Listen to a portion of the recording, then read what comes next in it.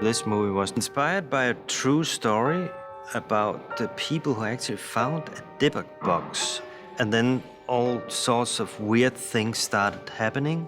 Even though it sounds sort of like mystical or like a fairy tale, it is a real thing in the Torah that it speaks about different types of demons that can attach themselves to a person. It lives between the living and the dead. And you have this mysterious entity coming in and being part of life. And that, I think, speaks to a lot of people who are searching. And I think that's what's unique about this story and about the whole concept of a Dibbuk. A Dibbuk is a soul that has found no rest and therefore takes over another body.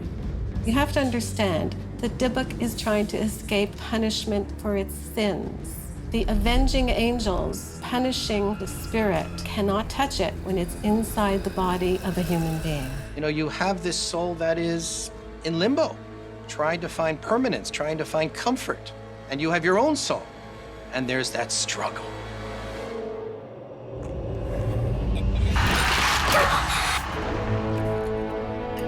There are certainly physical symptoms of being possessed by a Dibbuk. There is a kind of hysterical behavior. There is jerking of limbs. There is violent convulsions, odd body postures. Physically, the voice would change. There's some supernatural powers as well. The most recent case I know of occurred 2 years ago, 2010, in Israel, where a rabbi exorcised a woman whose body was taken over by a Dibbuk. And it created quite a ruckus because we thought these things do not happen anymore, but they do. The rabbi is invoking God's name to say to the Dibbuk, I am the representative of God, Dibbuk, leave.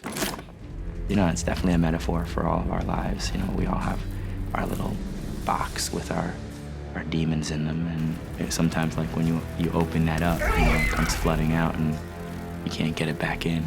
You know, that's what the whole life is about, is to be surrounded by culture that can suppress that evilness, the primal brain that can turn us into monsters.